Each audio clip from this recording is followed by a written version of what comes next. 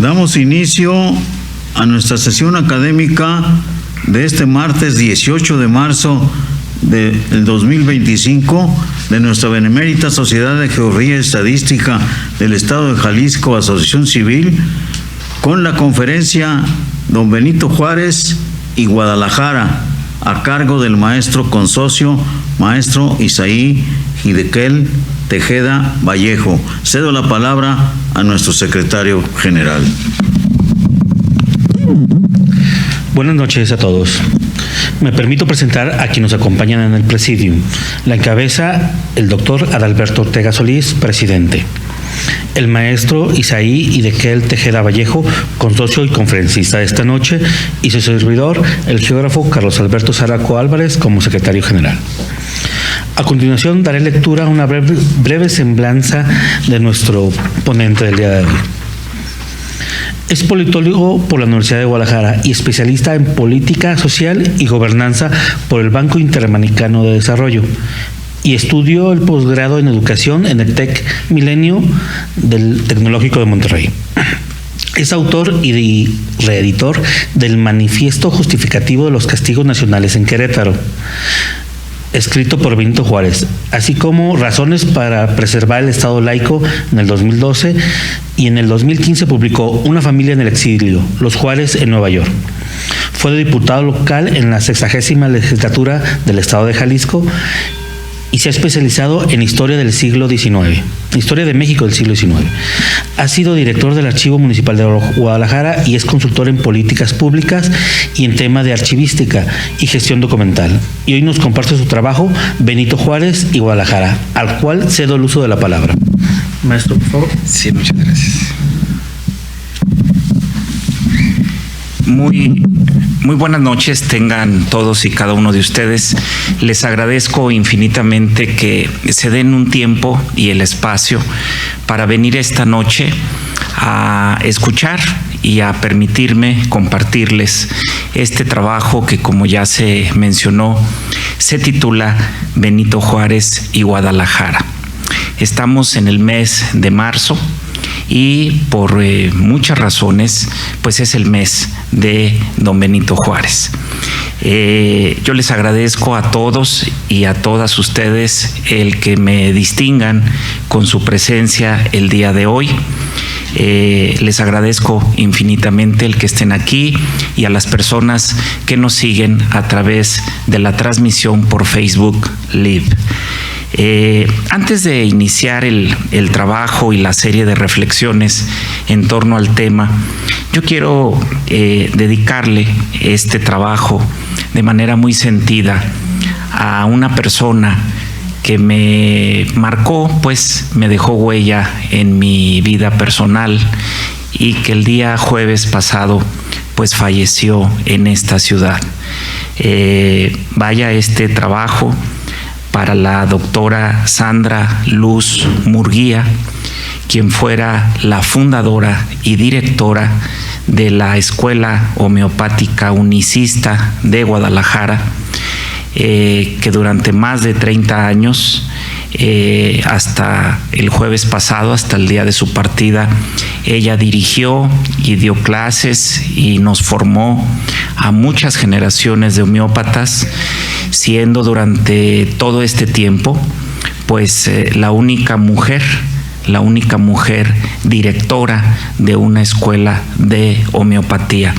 De las 5 escuelas de homeopatía que existen en nuestra ciudad, ella se mantuvo todo este tiempo como una mujer al frente de una escuela, con una filosofía de enseñanza, de vida, con un concepto de salud, con una dedicación y una entrega realmente muy admirable. Con ella yo aprendí a comprender muchas cosas y a ver la vida con una perspectiva distinta. Ella nos deja un gran legado, nos deja su escuela, y así como a mí, formó a muchos estudiantes, jóvenes de todas las edades, hombres y mujeres, que hoy en día pues se desempeñan con esta noble profesión de la homeopatía. A mi maestra y mi directora Sandra, pues vaya sencillo pero muy sentido homenaje y la dedicación de este trabajo. Guadalajara ha sido y es desde el siglo XVIII una ciudad que siempre destacó por su diversidad social, cultural y de todos los ámbitos. Sus habitantes comparten el espacio geográfico que nos define como tapatíos.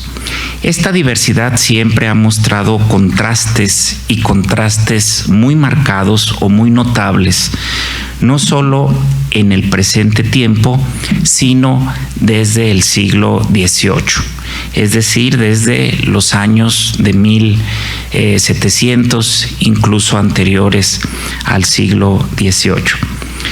Entre 1700 y llegando a los inicios del siglo XIX, se registraron varios censos de población en nuestra ciudad.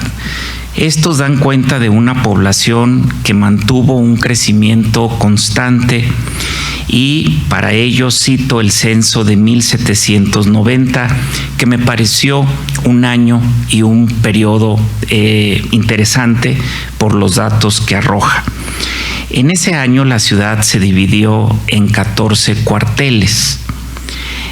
Cada cuartel tenía o era dotado de sus autoridades en esa demarcación, que representaban o garantizaban el dotarle a esa demarcación pues los asuntos de atención de justicia, de orden, sobre todo en las relaciones o de tipo urbano. Tuvo en ese año su primera nomenclatura. Es decir, en 1790 es el año en el que se tiene registro en que a Guadalajara se le empezó a poner nombre a sus calles, pero no solamente a sus calles, sino también a sus plazas, a sus fuentes e incluso a muchos negocios de tipo pues comercial, evidentemente, mesones, cantinas y centros de ocio de la época.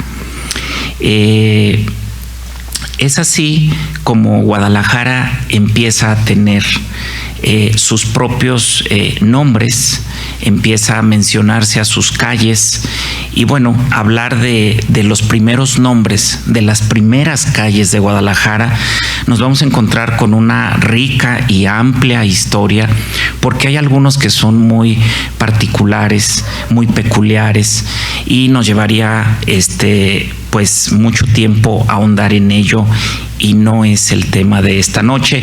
Ya muchas consocias de aquí de la Benemérita Sociedad han hecho trabajos muy destacables, muy interesantes sobre el tema, pero este año es un año, vuelvo a decirlo, importante.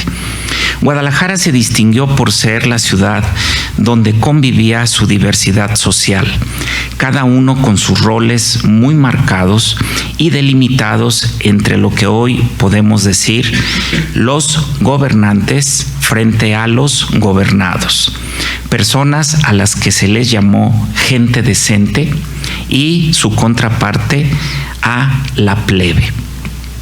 3 años después, en 1793, los españoles asentados en nuestra ciudad representaban cerca del 40% de sus habitantes, frente a un muy diverso 60% de personas mestizas, castizas, mulatos, indígenas, entre otros.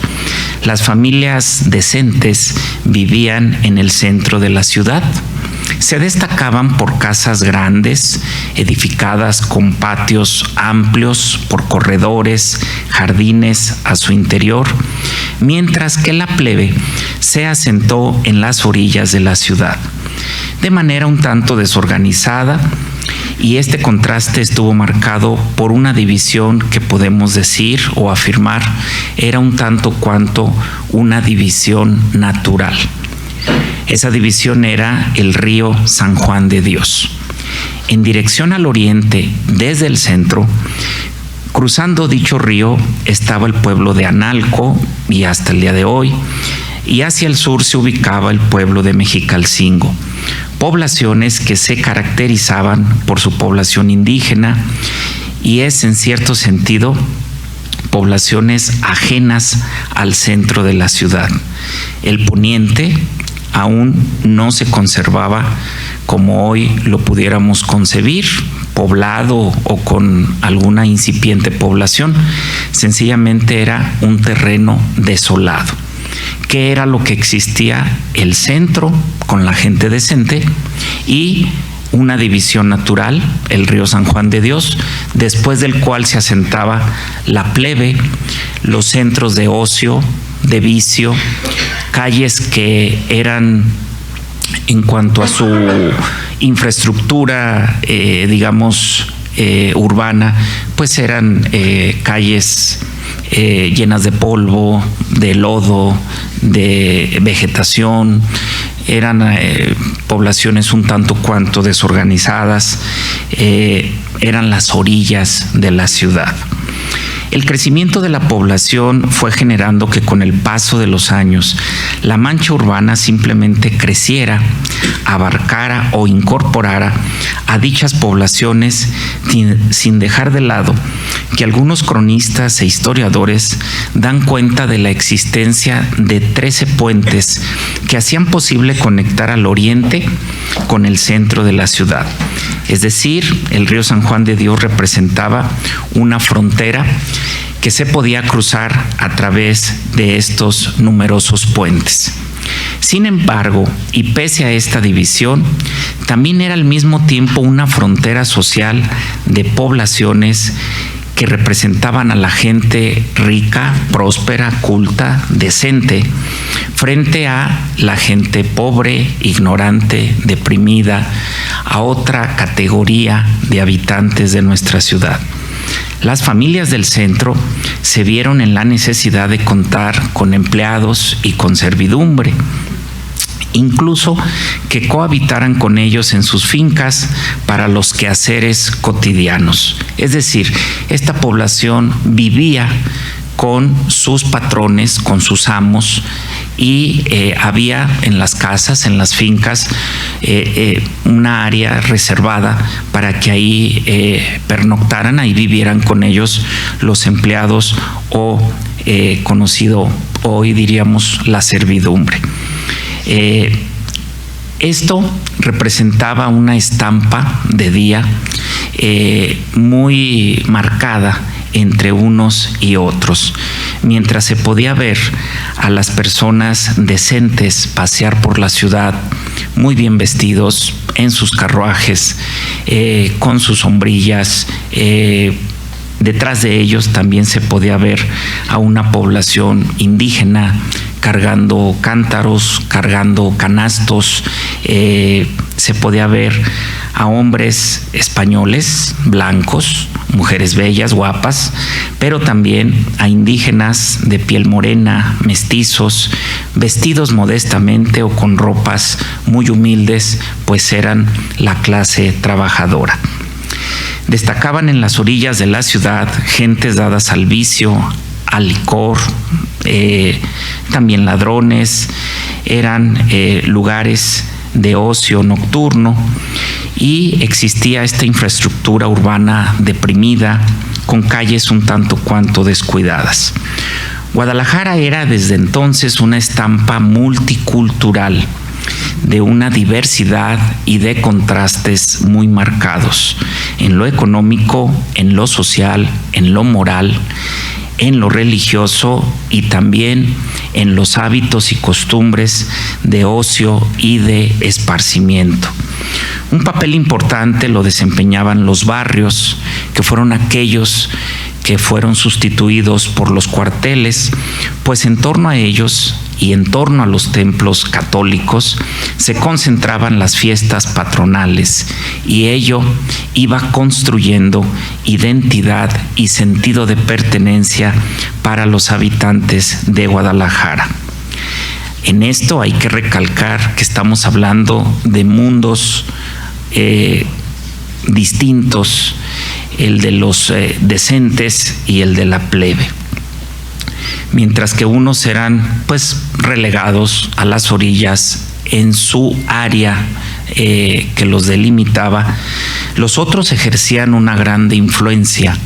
Eran los prominentes, los cultos, los pudientes, los gobernantes y los que ejercían un trato y un roce social con aquellas autoridades en tiempos del virreinato, que eran autoridades no solamente de índole social o civil, sino también autoridades eclesiales.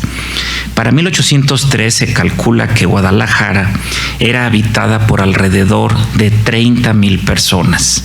Para ese año, hablar de 30,000 personas era una metrópoli realmente abundante, era una mancha urbana grande, populosa, era mucha gente, era hablar de una población importante. Esta cifra fue variando a lo largo del siglo XIX por lo convulso de ese siglo. El movimiento de independencia, las guerras constantes de nuestro país con los Estados Unidos, con Francia, y finalmente llegamos a lo que la historia ha definido como la Guerra de Reforma o la Guerra de 3 años. De esta guerra podríamos abordar diversos datos. Podemos decir y citar un sinnúmero de sucesos antecedentes y de cómo se fue tejiendo esas intrigas palaciegas y conspiraciones en torno a la Guerra de Reforma. Pero es evidente que no podemos omitir ese periodo, pero no es tampoco el tema de esta noche. Al no ser el tema de esta noche, solo resumiré de manera muy breve que fue una lucha entre liberales y conservadores, los cuales se disputaban el gobierno de nuestro país en medio de disputas, de desencuentros y de batallas. Nuestra ciudad fue escenario de uno de los hechos históricos que debieran de ser recordados cada año de manera cívica, pero que permanece como un hecho, digamos, discreto, en el que las autoridades, tanto municipales como estatales, se han mantenido actualmente y desde que yo tengo uso de razón, un tanto cuanto ausentes. Al tomar la Ciudad de México, los conservadores en 1858, habiendo publicado el Plan de Tacubaya en el mes de diciembre del año anterior, con el propósito de desconocer la Constitución de 1857, y al dejar la presidencia Ignacio Comonfort, esta recayó en el presidente Juárez, al ser este en ese momento el ministro presidente de la Suprema Corte de Justicia. Todo ello apegado y conforme al mandato constitucional. Al ser tomada la capital, la batalla entre liberales y conservadores marcaron una sangrienta lucha que se prolongó más o menos durante 3 años, dejando durante este tiempo una gran cantidad de batallas, de anécdotas, de datos, de nombres, entre ellos los sucesos acontecidos en Guadalajara. Don Benito Juárez y su gabinete llegarían a Guadalajara un día 14 de febrero. Algunos cronistas, algunos historiadores de la época varían un tanto cuanto en esta fecha. Algunos señalan que fue el día 14, otros señalan que fue el día 15 o el día 16 de febrero. Y se establecería junto con sus ministros en tierras tapatías, siendo entonces Guadalajara la sede de los poderes federales de la República.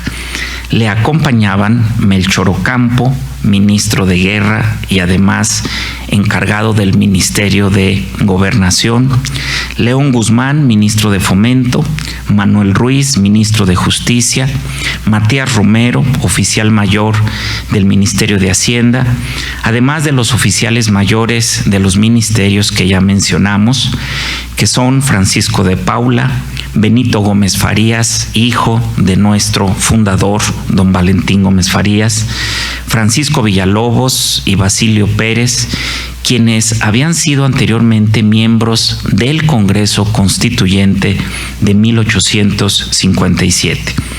Les acompañaban también los escribientes Norberto Castro, cronista, que ha dejado su testimonio para el estudio y de lo cual obtuvimos varios datos, Leonardo Rico, Merced Núñez, entre otros militares y asistentes que sumaban poco más de 20 personas, más algunos militares de su guardia personal. Instalados en Palacio de Gobierno y conforme a la Constitución, Guadalajara fue formal, legal y legítimamente la sede del poder legítimo de la República. Desde Guadalajara se despachaban diversos asuntos, la presidencia seguía trabajando con normalidad e incluso algunos citan que el presidente Juárez solía dar paseos a pie, caminaba por las calles de nuestra ciudad al caer la tarde. No obstante, pasaban días y pasaban batallas, y una de ellas se libró en Salamanca, escenario donde fue derrotado el ejército liberal de la República. En tanto, en Guadalajara se inició la traición del teniente coronel Antonio Landa, el cual desde el edificio de la universidad y junto con sus hombres a su mando se pronunciaron a favor del plan de Tacubaya, que desconocía al gobierno de Juárez. Dicha traición, nos describe y da detalle Manuel Cambre, fue respaldada, planificada, azuzada y financiada por el clero católico tapatío. En este sentido, debemos de puntualizar que el clero siempre fue simpatizante del bando conservador. Ya se habían generado brotes de rebeldía no solo en la capital, sino en municipios al interior de nuestra entidad, como lo fue Ahualulco y Talpa, encabezados por los sacerdotes José María Zamudio y Hermenegildo Riche. En nuestra ciudad, el sacerdote Rafael Omobono Tobar y el prior del convento del Carmen, el fray Joaquín de San Alberto, y otro fraile, Ignacio de Jesús Cabrera. Estos, junto con otros conservadores de la alta sociedad de decentes tapatíos de esa época, como los editores del periódico La Tarántula, Ramón Barbosa, Miguel España, así como Urbano Tobar, Manuel Mancilla, Felipe Rodríguez, Joaquín Martínez, Germán Villalbazo, entre otros más. El plan era muy claro y muy concreto: secuestrar al gobierno del presidente Juárez en el Palacio de Gobierno, y finalmente así sucedió, junto con su gabinete, el día 13 de marzo alrededor de las 10 de la mañana. En ese suceso resaltan y coinciden varios historiadores, se daba el cambio de guardia de Palacio de Gobierno, y en ese cambio de guardia de unos soldados por otros es cuando se da la traición y el levantamiento que hizo que el presidente junto con su gabinete fueran hechos prisioneros por el bando conservador. A ellos se les trasladó a un salón dentro del palacio que contaba con un garitón. Un garitón era una pequeña torrecilla con algunas ventanas desde las cuales se ejercía vigilancia. Dentro de ese cuarto con garitón se les ubicó a el presidente junto con todo su gabinete. Se dispuso de guardias que custodiasen a los ahora presos, entre ellos el capitán Andrés Peraza junto a sus hombres que custodiaban la puerta y otros que los vigilaban desde la azotea, los cuales pues se asomaban a la rejilla y lanzaban improperios, insultos y palabras soeces al presidente y a los que le acompañaban.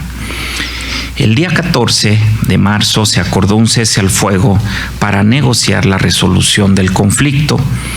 Entre tanto, se acercaban a Guadalajara por la garita de Mexicalcingo militares venidos de Guanajuato. Los militares liberales, el coronel Cruz Aedo y el comandante Cruz Molina, desconocían ese pequeño acuerdo de cese al fuego y de manera temeraria e intempestiva atacaron Palacio para liberar al presidente. En medio de ello, el coronel Landa da la orden de fusilar a los presos y en esos instantes y en medio de esa confusión, el teniente Bravo se dirige al salón con sus hombres y estos preparan y apuntan al presidente y sus acompañantes.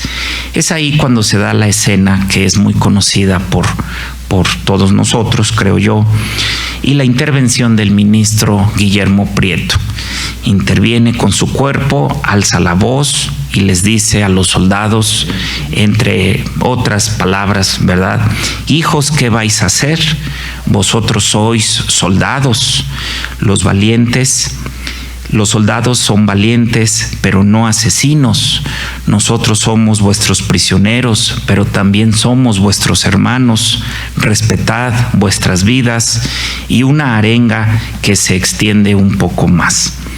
Aquellos hombres se retiraron bajo los disparos que se escuchaban desde las calles por fuera de Palacio, y ese combate que duró unos minutos más. Aquí lo estoy resumiendo de una manera realmente muy rápida, los sucesos que acabo de describir, porque son sucesos que todos, pienso yo, hemos oído, hemos conocido la narración, ¿no? Pareciera que hasta este punto lo que siempre se resalta es la intervención de Guillermo Prieto, que tiene su mérito y que es una intervención en un momento que pudo haber cambiado la historia no solo de Guadalajara, sino de nuestro país. En medio de ese pacto de ya no agresión, llegan los liberales, se dan cuenta de que el presidente está hecho preso, empiezan a atacar Palacio de Gobierno. Entonces, bueno, los conservadores piensan, y es obvio que hayan pensado así, que no se respetó el cese al fuego, y dicen, bueno, vayan y fusílenlos.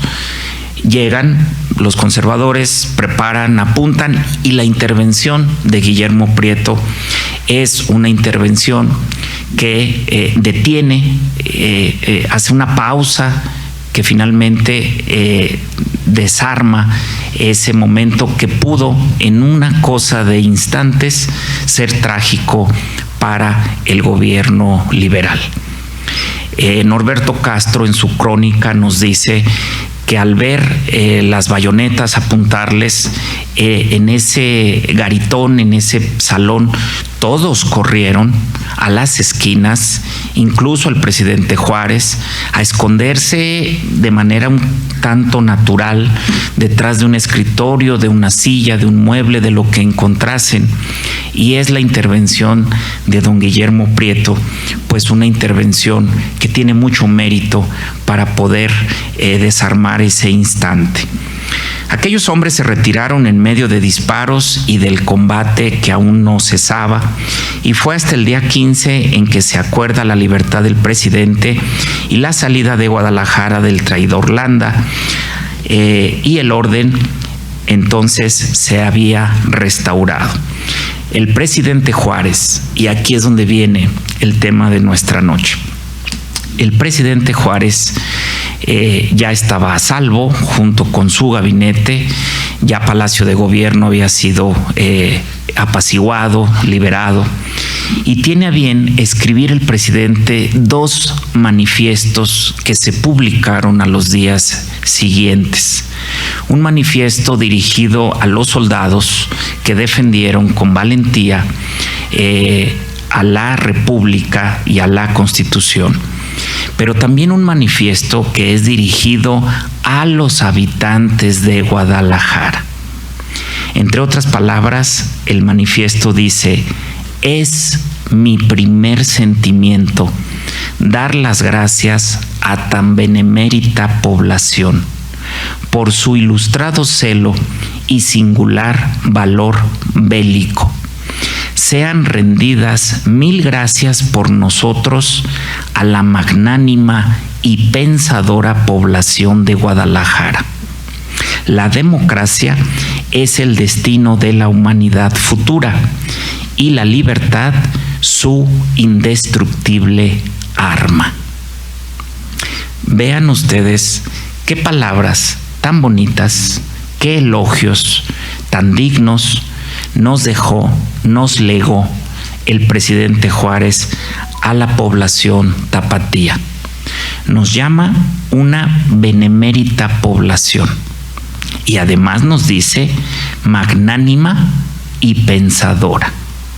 Y todavía, para los que le critican y dicen que no era un demócrata, esboza la idea de lo que él pensaba sobre la democracia.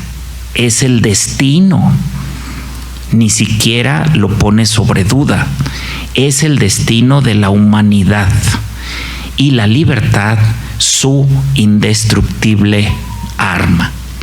¿Había en Juárez un pensamiento demócrata? Sí lo había. Y elogia con tan dignas palabras a nuestra población de contrastes y de diversidad, sí, nombrándola magnánima y pensadora. El día 20 saldría el presidente Juárez muy de mañana rumbo a Colima, trazando una ruta por Jalisco que a la postre se conoce y hasta el día de hoy se replica como la Ruta de Juárez. Estos manifiestos, estas cartas que escribe el presidente Juárez, se reprodujeron en los periódicos de la Ciudad de México, y uno de ellos, que sobrevive hasta el día de hoy en la Hemeroteca Nacional de la UNAM, es el periódico La Sociedad, en su edición del 7 de abril, casi un mes después, 7 de abril de 1858, y que aún se conserva. Más allá del hecho conocido, destaco los calificativos que el presidente Juárez da a los tapatíos al distinguirlos como una benemérita población, magnánima y pensadora, porque estas expresiones son dignas y debieran divulgarse más entre la población actual. Recordar que un día nuestra sociedad manifestó el celo por el orden constitucional y el respeto a el gobierno de la República es digno de nuestra población, de que se sepa, se recuerde y se explique. En Guadalajara existen públicamente varias frases. Son frases que a veces pasamos por alto. Por ejemplo, en la Minerva se puede leer: justicia, sabiduría y fortaleza custodian a esta leal ciudad. En los arcos de la Avenida Vallarta podemos leer: Guadalajara hospitalaria, ¿no? En la fachada del Teatro Degollado también se lee: que nunca llegue el rumor de la discordia, ¿no? Son frases que marcan, que construyen identidad, que van quedando en el cotidiano de todos los tapatíos, pero cuando uno habla con un extranjero que nos visita, incluso de nuestro país, ellos sienten que hay mucho mensaje y un legado que marca y caracteriza a los habitantes de nuestra ciudad. La unidad y no la discordia, el ser hospitalarios, tratar bien al que viene de fuera, recibirle y ser buenos anfitriones, ser una leal ciudad y tener a una guardiana que es la Minerva. Sin embargo, pues a nuestra ciudad le hacen falta un motivo, ¿verdad?, urbano, un punto urbano donde se pueda decir que un día el presidente Juárez nos llamó una benemérita población magnánima y pensadora.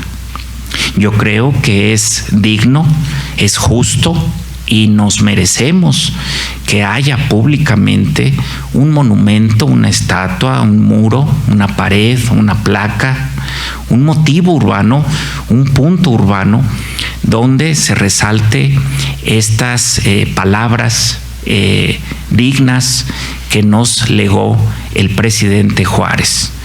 Si no me falla la memoria, ya el presidente Juárez hasta su muerte no volvió a pisar Guadalajara y nos deja ese legado a todos los tapatíos. Por eso yo digo y comento que pues las autoridades civiles, tanto del gobierno estatal como municipal, han estado un tanto cuanto ausentes de este hecho histórico. Sí podemos encontrar en Palacio de Gobierno, en el Patio de los Naranjos, la escultura donde está don Guillermo Prieto interponiendo su cuerpo entre las bayonetas y el presidente Juárez. Y qué bueno que esté ahí y qué bueno que se conserve y esa frase que distinguió ese suceso. Pero al siguiente día, y ahí está la hemeroteca de la UNAM, ahí está todo el manifiesto completo, el presidente Juárez nos quiso distinguir al llamarnos una ciudad magnánima y pensadora. Y esa es una frase que debiera de hacerse más pública, que debiera de explicarse y que debiera de conocerse más.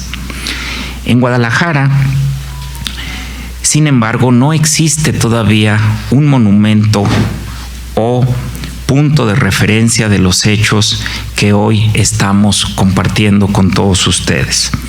Recientemente, en el año 2023, fue presentada en el Cabildo de la ciudad una iniciativa para cambiarle el nombre a Guadalajara y ponerle Guadalajara de alcalde, ¿no? Esto me parece a mí totalmente innecesario. El señor alcalde no necesita de eso y Guadalajara tampoco.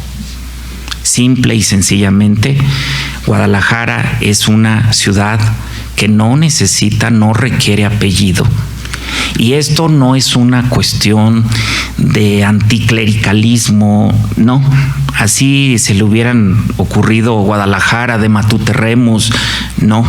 Guadalajara es mucha ciudad, ofrece mucho a sus habitantes y visitantes y no necesita el apellido de Fray Antonio Alcalde, como tampoco la figura del Fray Antonio Alcalde necesita de eso. Guadalajara está en paz con Fray Antonio Alcalde. Tiene su calle, su lugar en la rotonda de los jaliscienses ilustres, a pesar de que no fue jalisciense, era un hombre español, es un extranjero que así vivió y así murió. Sin embargo, tiene su paseo, su fundación, sus cronistas, tiene su himno, su conmemoración en su natalicio, también el día de su partida. Yo pienso que Guadalajara está en paz con Fray Antonio Alcalde, le ha honrado sus murales, su legado. Y bueno, pues en esa diversidad, algunos somos liberales, pero otros son conservadores, ¿no? Y esa dicotomía de pensamientos todavía persiste al día de hoy. Para mí me parece que esa iniciativa fue una ocurrencia que emana de la mente de un regidor ocurrente y que además de eso, pues Guadalajara no tiene esa facultad, sino en todo caso la tiene el Congreso del Estado de Jalisco, es decir, la legislatura. Lo que digo yo, pues no debe de de sonarnos extraño, fue muy comentado en la prensa local en su momento, así se calificó. Incluso el presidente del partido de este regidor le conminó a ocuparse de iniciativas que calificó, ocuparse de iniciativas serias y no en ese tipo de iniciativas, vuelvo a decirlo, o de ocurrencias, ¿no? Guadalajara es una ciudad muy mexicana que ofrece mucho, es sede de grandes eventos internacionales para sus visitantes nacionales y extranjeros, con muchas historias. Realmente nuestra ciudad esconde muchas historias que están allí esperando a que alguien las cuente, las descubra, las desempolve y las divulgue, que es algo que es muy necesario en nuestra metrópoli. Es un mosaico, y lo sigue siendo, de mucha diversidad social, económica, religiosa, política, con sus problemas, sí, por resolver como cualquier otra ciudad, pero que debe de conocer y dignificar lo acontecido en 1858. La mención de tan nobles títulos dados por el presidente Juárez a nosotros. Sirvan, pues, estas líneas para rendir una modesta conmemoración a un acontecimiento que pudo ser trágico y cambiar la historia del país, pero que finalmente mereció que le otorgaran distinguidos calificativos a nuestra población. Guadalajara benemérita, Guadalajara, ciudad magnánima y pensadora. Es una digna herencia del presidente don Benito Juárez a todos nosotros. Por su atención, muy buenas noches.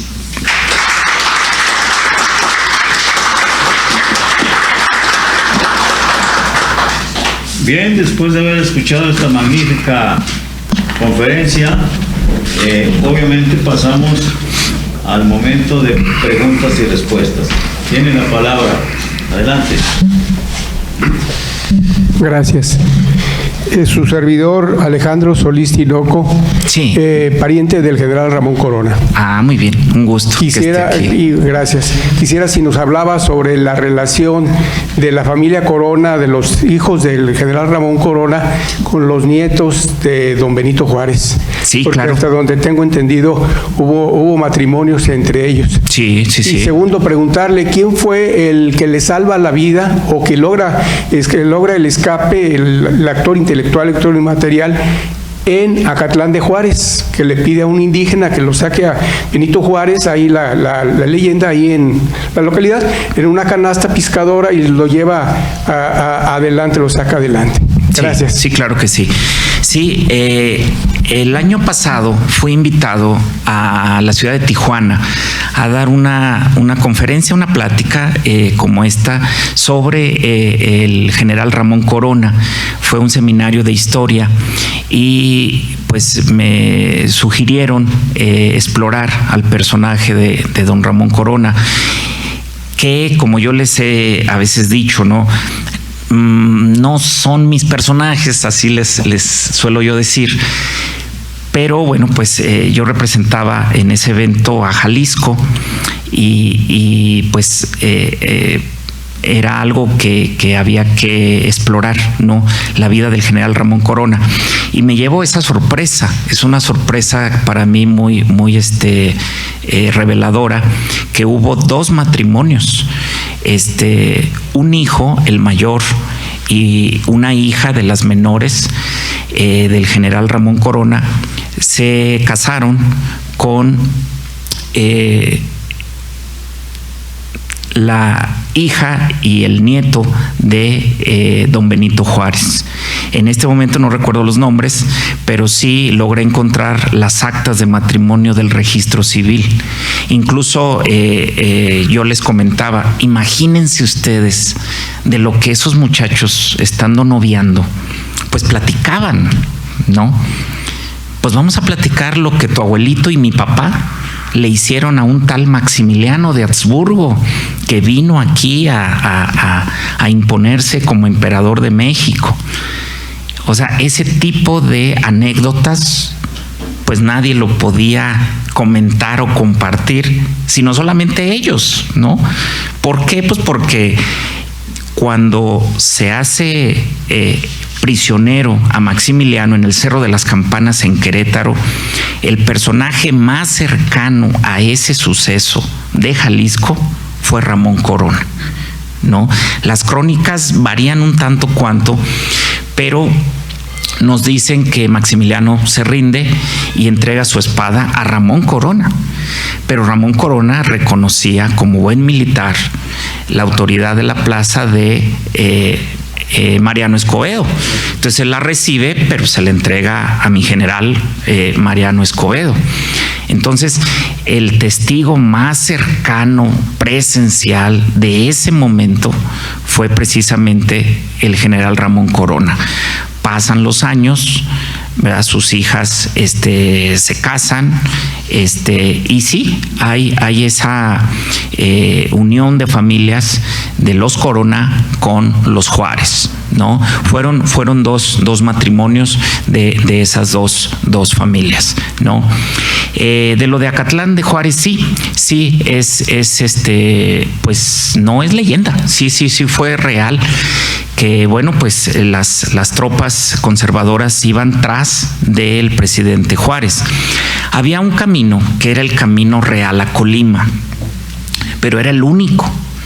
Entonces el presidente Juárez dice, bueno, es que si vamos a Colima para zarpar y seguimos por este camino, pues somos un blanco, porque los conservadores dicen, es que van por aquí, por el camino que va a Colima. Entonces es ahí cuando se desvían por las veredas, las praderas, los caminos, la hierba, para no ir por la vía única que había para trasladarse a Colima.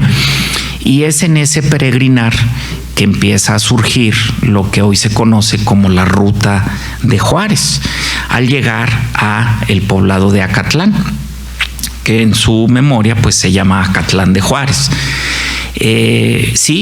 Las crónicas dicen que estaban ellos ahí entiendo yo, un mesón, ahí les agarra la noche, llegan, los rodean y finalmente ayuda mucho la baja estatura, con todo respeto del señor presidente, al ser él de una baja estatura, algunos señalan que medía 1.37, y lo bajan, lo descuelgan por un canasto, entiendo yo, una canastilla, y él habla con los que lo acompañan, les exhorta a que, bueno, pues salvaran sus vidas, se fueran a esconder al bosque, a la pradera, pues, y finalmente sus acompañantes le dicen que no, que lo van a acompañar.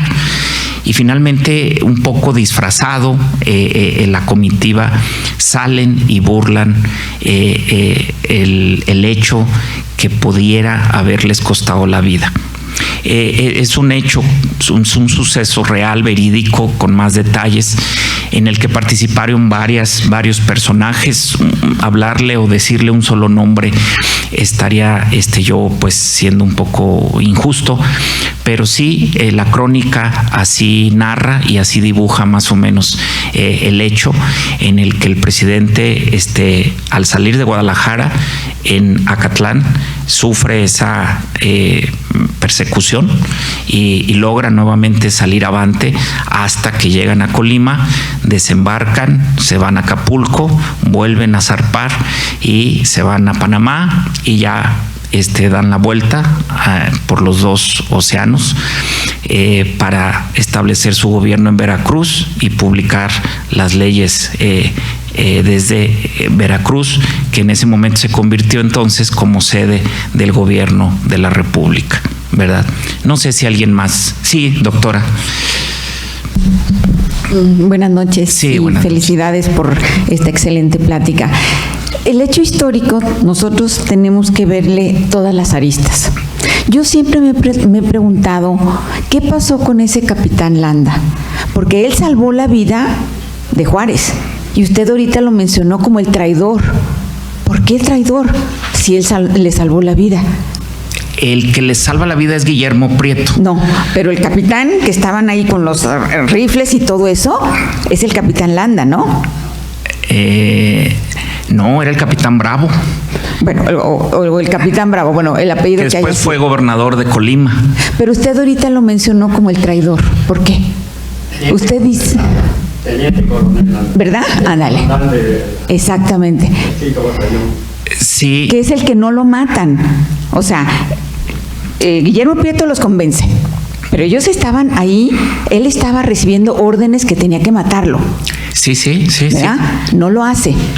Entonces, ¿él fue traidor? En el cambio de guardia, junto con Osoyo. ¿Ok? Pero entonces, ¿por qué mencionarlo como si fuera traidor si él le salvó la vida? ¿Traidor para quién? ¿Para los liberales o para los conservadores? Para los liberales. Pero le salvó la vida. Yo vuelvo a insistir, o sea, quien salva la vida es Guillermo Prieto, ¿no?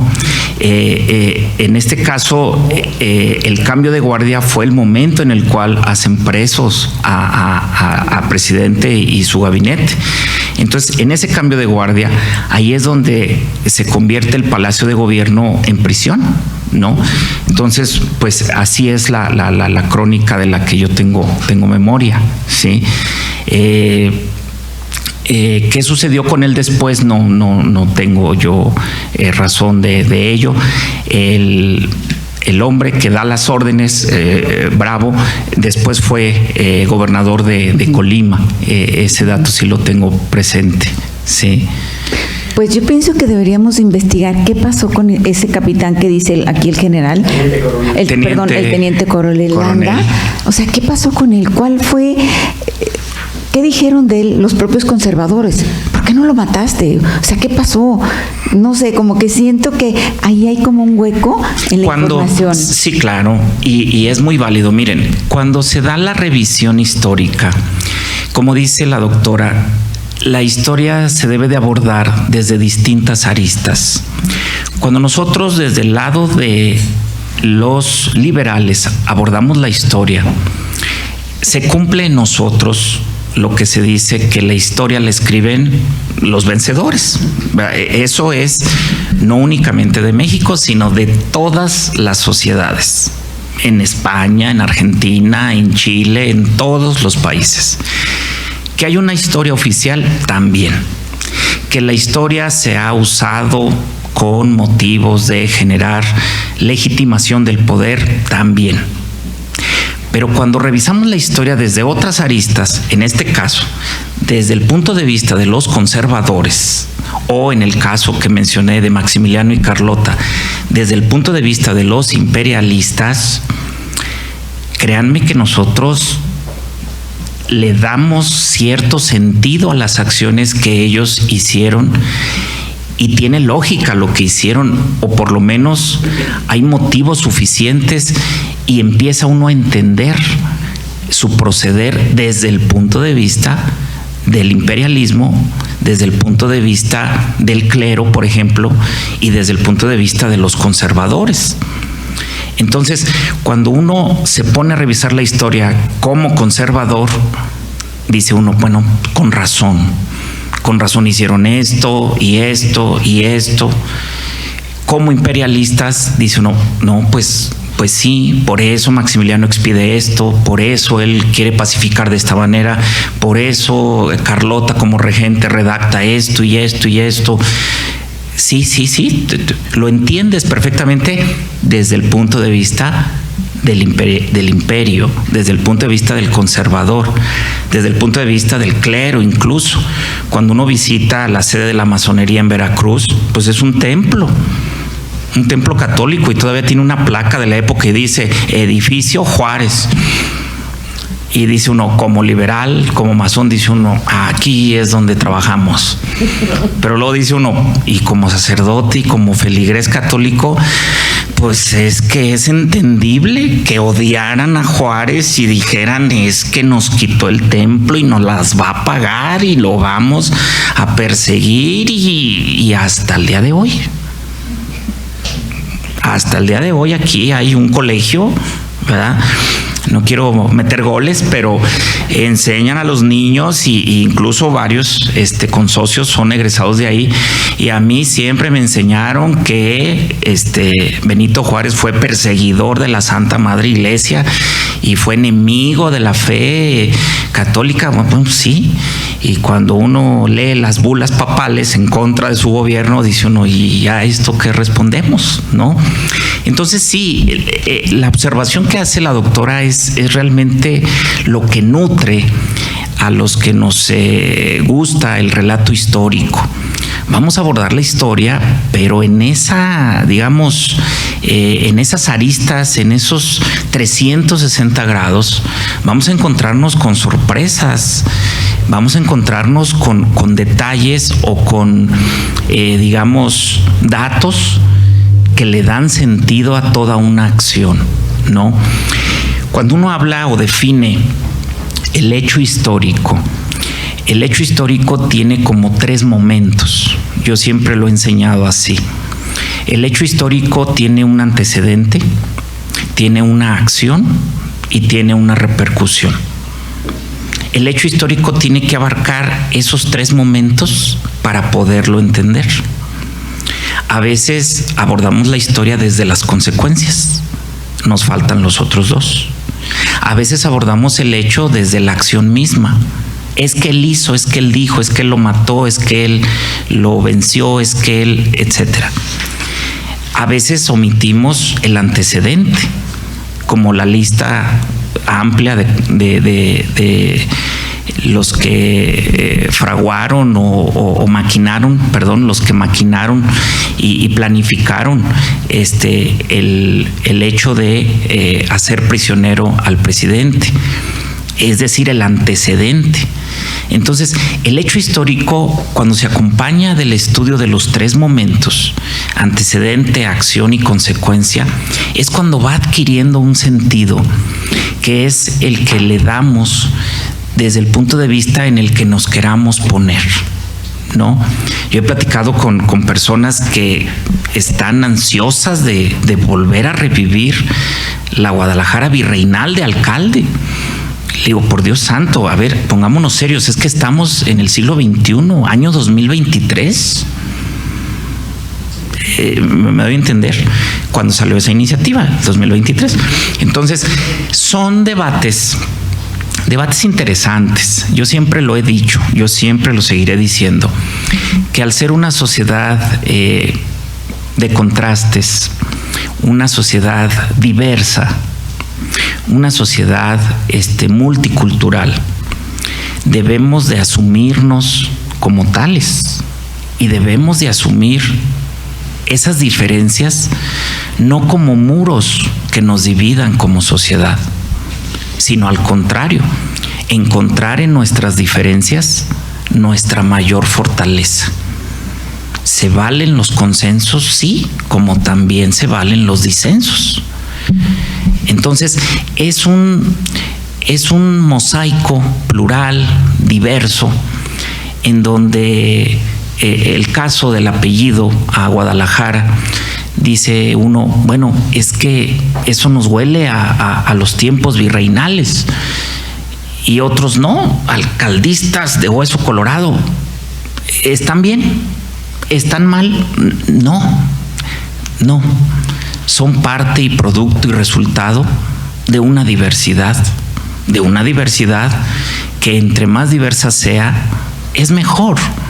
Que entre más diferencias tengamos, vamos a tener mayores fortalezas.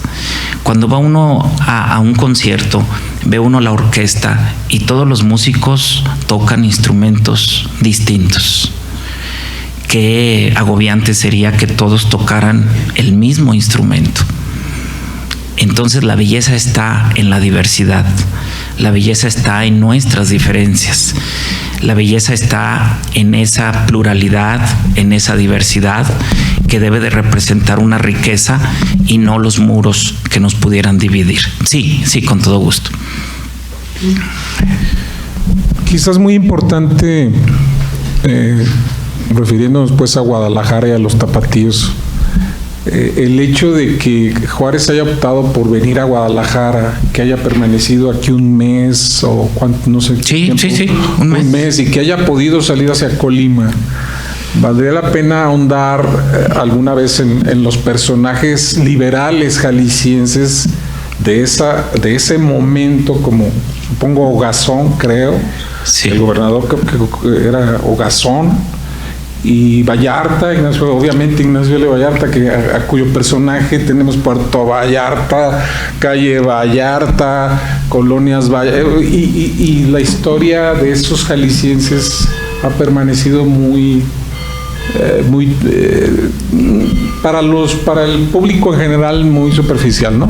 Quizás ahondar más sobre esos personajes jaliscienses para los liberales, pues los que tenemos concepto o tendencia liberal, esos personajes importantísimos de esa época, y luego Corona, obviamente, ¿no?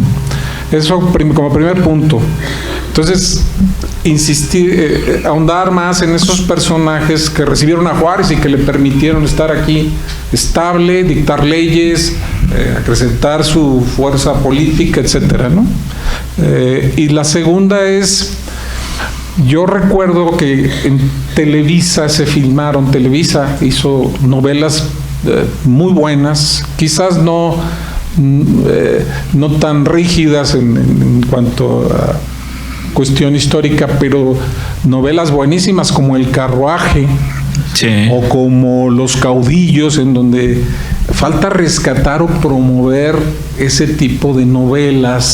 La Antorcha Encendida, sí. Donde incluso de ahí surgieron innumerables artistas que después fueron más famosos y acrecentaron su fama de esas novelas. Entonces, ¿por qué no retomar esas novelas y empezar a transmitirlas, aunque sea aquí a nivel local, en capítulos bien montados, para retomar esta historia que es riquísima? Pues claro que Guadalajara puede ser de alcalde, pero de Diegues, de Corona, de innumerables personajes, o sea, jaliscienses, no importantes, de Gómez Farías en su momento, etcétera. Pues sí, pero está muy superficial el conocimiento, creo yo, porque se perdió durante muchos años lo histórico, la historia, ¿no? Pero se pueden hacer grandes novelas, grandes estructuras para televisión o para radio, para lo que sea, etcétera. O sea, ahorita hay muchísimas posibilidades de hacerlo, ¿no? No sé, sería una buena propuesta para, no sé, la Secretaría de Cultura, Jalisco, etcétera. Gracias. Sí, es una aportación importante, valiosa lo que usted nos menciona. Pues la máxima está ahí, ¿no? El pueblo que no conoce su historia está condenado a repetirla. Hoy en día hay muchos distractores en nuestros jóvenes. El internet, las redes sociales y las modas del momento. Realmente no es que eso sea malo, sino que hay que hacerlo uno sin dejar de hacer lo otro. Sí, evidentemente las producciones de televisión históricas pues fueron muy buenas y le dieron un auge y un impulso a nuestra historia nacional. Y bueno, pareciera que salieron una pura ocasión y ya más, ya no. En este caso, Jalisco tiene mucho que decir y mucho que aportar a la nación. Mariano Otero, L. Vallarta, López Cotilla, Ogazón, Ramón Corona, Javier Mina y muchos otros más, ¿no? Pedro Moreno tuvo sus héroes, también tuvo por ahí sus villanos, su Victoriano Huerta, sí, claro. Entonces, de eso se trata, digamos, de conocer y de acercarnos tanto a unos como a otros, en aras pues de darle este nuevo auge, ahora que estamos en una era de comunicaciones inmediatas, instantáneas, el dar e impulsar más la historia nacional, ¿verdad? ¿verdad? Sí, general, sus órdenes. Muchas gracias. Pues primero mi felicitación por esta. Sí, muchas gracias. Este relato interesante. Pues yo como historiador, pues mucha gente se me acerca y me da información que yo ni me imaginaba. Y en este caso particular se trata de que los descendientes del gobernador Camarena, que estaba de gobernador, me dicen que toda esta cuestión de los valientes no asesinan no existió. Bueno, ¿y por qué dicen que no existió? Bueno, yo sospechaba algo desde antes porque buscaba yo más información sobre ese momento. Y cuando sucedió, según esto, pues le preguntaron a Guillermo Prieto, oiga, ¿qué dijo usted? Pues no me acuerdo qué dije. Bueno, obviamente que no iba a repetir palabra por palabra, sino cuando menos la idea, ¿no? Sí. Pero no quiso decir nada. Bueno, pues estos descendientes del gobernador, pues me han comentado varios de ellos lo mismo, ¿no? De que efectivamente pues estaba Juárez y el gobernador pues recorriendo el centro de la ciudad cuando llegaron corriendo unos soldados a avisarle que el teniente coronel Landa lo andaba buscando pues para tomarlo prisionero y pasarlo por las armas. Y el gobernador dice, vénganse, vamos a mi casa. Su casa estaba por las 9 esquinas. Sí. Y como estas casas de los que tenían dinero, tenían desde luego su puerta de enfrente para los dueños y la puerta de atrás pues, para los servicios. Cuando llegan a su casa, ven que estaban pues unos indígenas pues cargando leña pues para la cocina, ¿no? Unas arpillas y había uno que tenía el mismo cuerpo de Juárez, así que llaman a ese individuo, le cambian la ropa y se la ponen a don Benito y don Benito se pone a hacer lo mismo, el mismo trabajo. Llegan los soldados, ¿dónde está el señor presidente? No está aquí. No tenemos información que aquí se encuentra. Bueno, revisen ustedes la casa que está a sus órdenes, ¿no? ¿Dónde se iban a imaginar que el que estaba cargando leña era don Benito Juárez? No lo conocían, no tenían idea de su fisonomía, ¿no? Bueno, esa es una. Dos, hay un historiador ya fallecido, tenía un archivo excelente. Ay, me quedé asombrado de que... Y dentro de algunos documentos que me enseñó, me saca un juego de cartas de estas pequeñas, pero de las europeas, no cartas españolas, no baraja española, sino la de los tréboles y corazones y cosas de estas. Y en la parte posterior le digo, oye, yo nunca había visto un juego de barajas de este tipo, ¿no? Bueno, mira, dice, mi bisabuelo fue soldado de don Ramón Corona, o sea, él pertenecía al ejército de Occidente. De Occidente, sí. Y a él le tocó estar de guardia cuando llegaron por Maximiliano, llegó un carruaje para llevarlo al Cerro de las Campanas. Así que entregaron a Maximiliano a este personal, se lo llevaron, y su pariente se metió al cuarto y empezó a ver, Maximiliano había estado jugando solitario. Recogió las barajas estas y le digo, oye, estas deben estar en un museo. No, si las mandamos a un museo no va a llegar un político que se las va a llevar, y lo que sucede por todos lados, ¿no? Y entonces esto lo hemos venido conservando como tradición familiar, ¿no? Entonces ese es otro detalle. Luego una última cosa, hace poco me dio mucho coraje cuando alguien entrevistó a Paco Ignacio Taibo y le preguntó, oiga, ¿cómo le hicieron los republicanos o los juaristas para pues poder vencer a los imperialistas? No, con las armas que le quitaron a los franceses. Sí, una cosa, vamos a suponer que los hayan quitado, ¿no? Todas. Pero no tenían municiones para las armas francesas, no eran las mismas. Entonces, es una mentira, ¿no? Oiga, ¿y qué hicieron con los mexicanos que fueron deportados a Francia? Los mandaron a un campo de concentración. Mentira también. O sea, son dos cosas totalmente diferentes. Entonces, en la historia mexicana no está publicado el hecho de que están mencionados por algunos autores gringos, pero la cosa es de que el doctor Hogan, que es miembro de nuestra sociedad, escribió un libro que se llama Abraham Lincoln en México. Y él se puso a investigar y se fue a los archivos del Banco de México.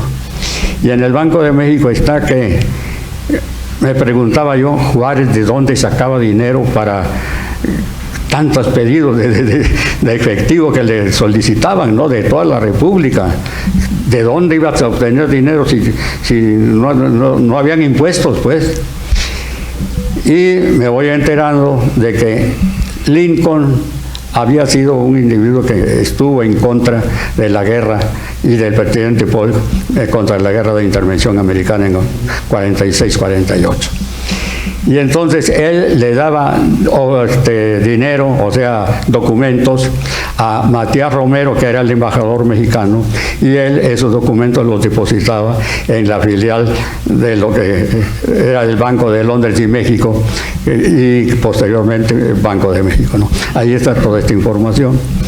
Y consiste en que Matías Romero había estado solicitando autorización para comprar armas al gobierno americano, y todo el mundo se había opuesto, porque sobre todo el jefe del Departamento de Estado, porque no querían tener un conflicto con Francia, que entonces era una potencia respetable mundial, ¿no?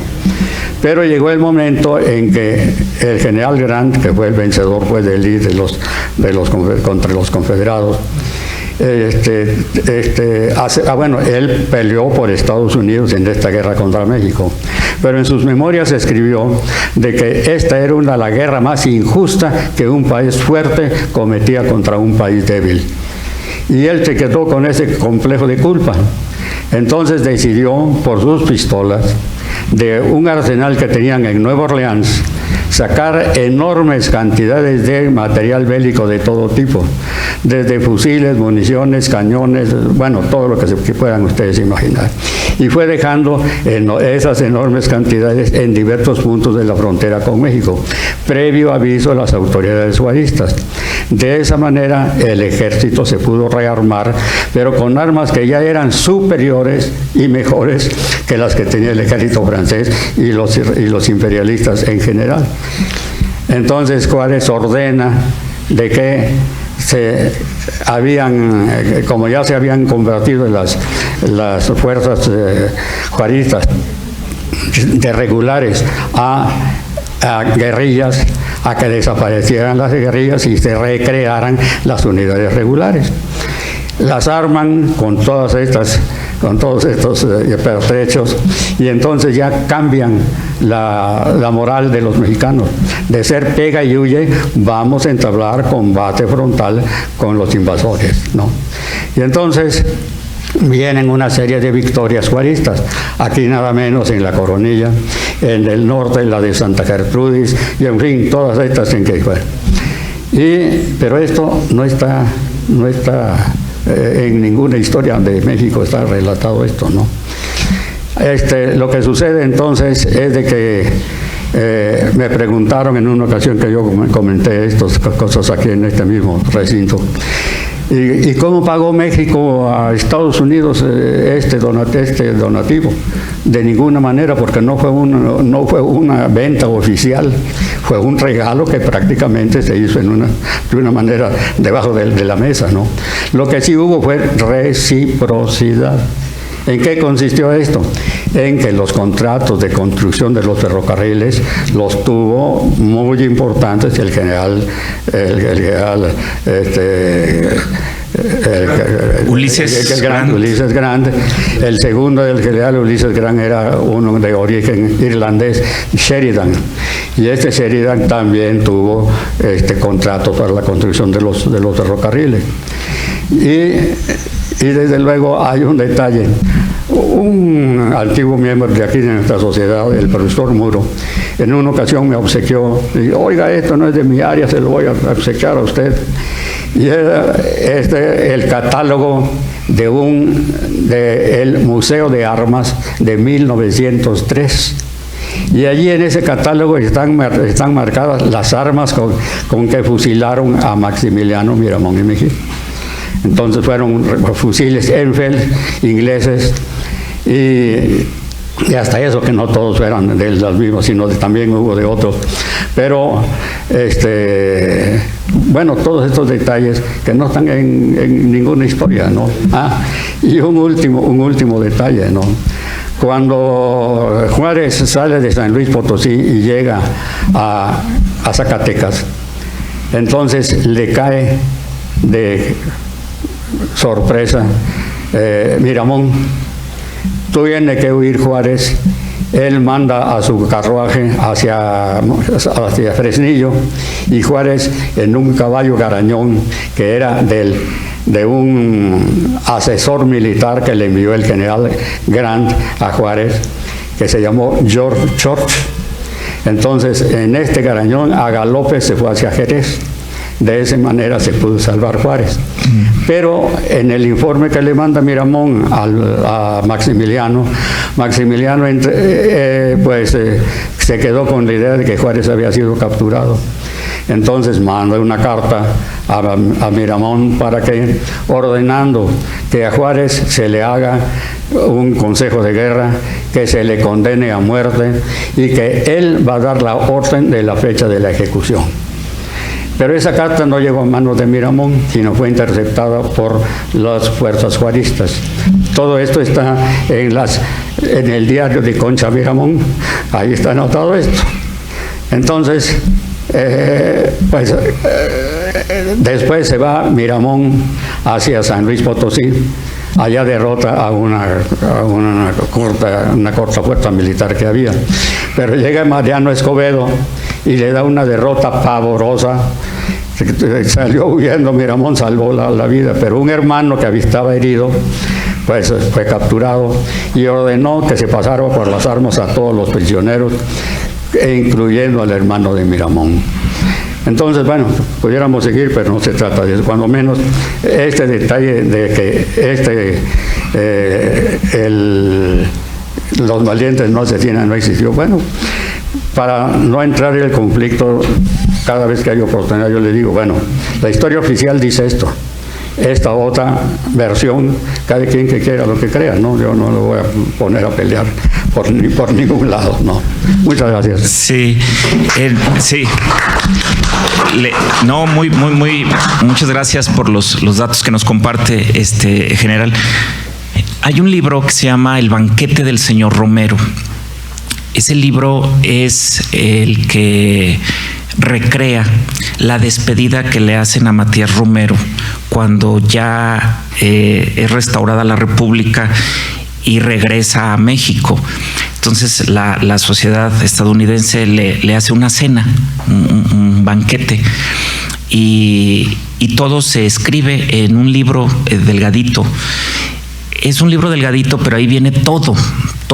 Viene el menú, viene el croquis de la mesa, dónde se sentaron, quién se sentó junto a quién, todo, viene todo. Y vienen los discursos que se pronunciaron esa noche. Entre esos discursos viene el discurso del general Ulises Grant. Una frase ahí muy reveladora es cuando él dice que brinda porque, dice él, aunque México contaba con nuestra simpatía, su victoria ha sido suya y solo suya, sin nuestro apoyo.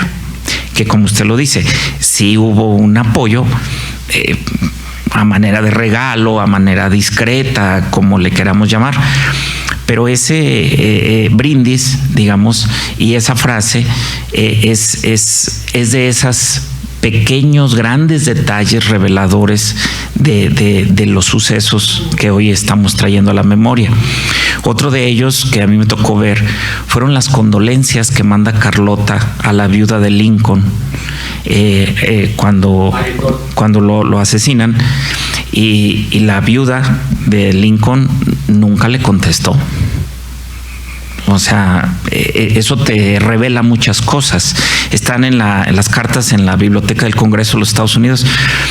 Y Carlota, bueno, en aras de hacer migas o coquetear o hacer amistad con el gobierno estadounidense, en este caso con la viuda, y está la carta y la recibe, la lee, pero jamás le contesta.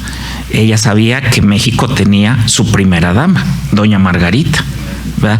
Y volvemos, yo retomo lo que usted dice, son cosas que no están escritas, narradas, descritas en algún libro en particular, y que en ese ir descubriendo, adentrándose, nos van sorprendiendo. Pues muchas gracias a todos, a sus participaciones sobre todo.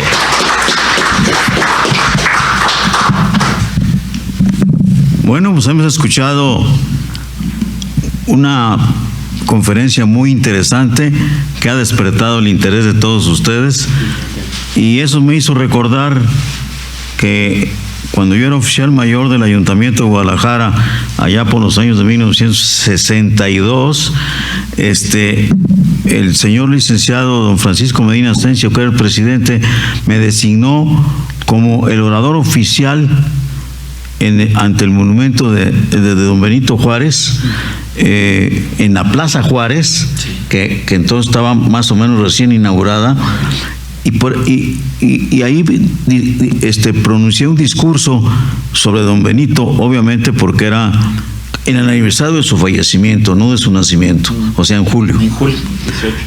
Entonces, a mí me quedó muy grabado todo eso.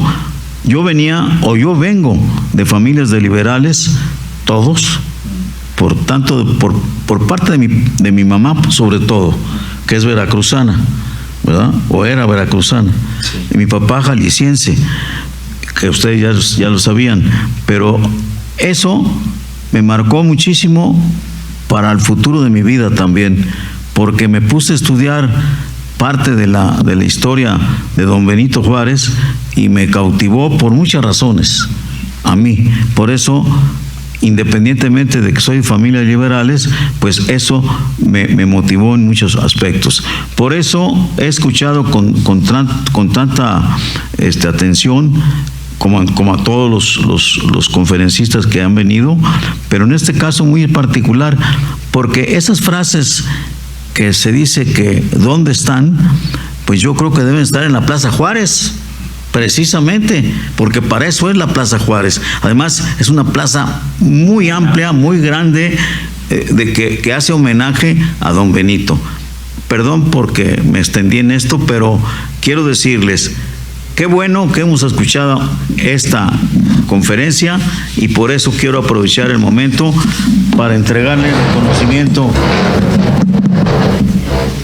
Nuestra benemérita Sociedad de Geografía y Estadística del Estado de Jalisco, asociación civil, institución científica y cultural, instalada el 27 de septiembre de 1864, otorga el presente reconocimiento al maestro Isaí Ginetkel Tejeda Vallejo por su participación como ponente en las actividades organizadas por esta institución con la conferencia Benito Juárez y Guadalajara, misma que se llevó a cabo en las instalaciones de nuestra casa sede, cumpliendo así con el compromiso de presentar un trabajo anual y con el objetivo fundamental de esta benemérita institución, que desde su fundación ha sido el estudio, la divulgación de la ciencia y la cultura.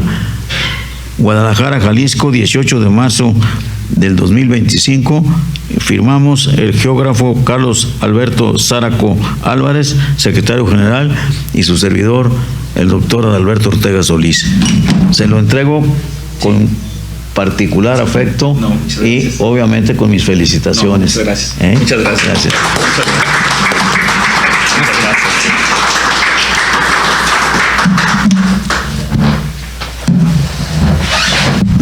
Cedo la palabra a nuestro secretario. Muchas gracias. Agradecemos la presencia de nuestros expresidentes, la licenciada María del Pilar Sánchez Alfaro, del maestro Julio Alejandro Santillán Becerra, del doctor Eduardo Velasco Briceño y de la doctora Adriana Ruiz Rasura. De igual manera, a nuestros directivos y consocios e invitados que nos acompañan en esta casa sede y a través de las redes sociales. Me permito informarle de nuestras próximas actividades. El próximo jueves 20 de marzo a las 20 horas, conferencia del capítulo juvenil. ¿Ser influencer te hace ser un comunicador? a cargo de la asociada licenciada Jessica Mariana Martín Navarro. El próximo martes 25 de marzo a las 20 horas, presentación del libro En búsqueda de un envejecimiento activo y una vejez dinámica, de nuestro consocio, el maestro Jorge Enrique Hernández Preciado, con la participación de nuestro invitado, el doctor Francisco Javier Arenas. También el próximo sábado 5 de abril se llevará a cabo la Feria del Libro en esta benemérita institución. Es un encuentro de libros, autores, música y cultura, a la cual los invitamos a todos. Los esperamos a partir de las 11 de la mañana hasta las 3 de la tarde. Los invitamos al convivio que se ofrece en el Salón Contiguo para seguir conversando con nuestro consocio, muy interesante, no sin antes solicitarle a nuestro presidente realice la clausura. Siendo las 21 horas con 25 minutos, declaro formalmente clausurada nuestra sesión académica de este marzo 18 de 2025, con esta conferencia que acabamos de escuchar, Benito Juárez y Guadalajara, a cargo de nuestro consocio, el maestro Isaí Gindequel Tejeda Vallejo, agradeciéndoles a todos ustedes su asistencia a esta conferencia, y los invitamos, como ya dijo nuestro secretario, a que convivamos con nuestro conferencista y obviamente invitándolos a que se tomen un refresco, ¿verdad? Fundamentalmente. Muchas gracias.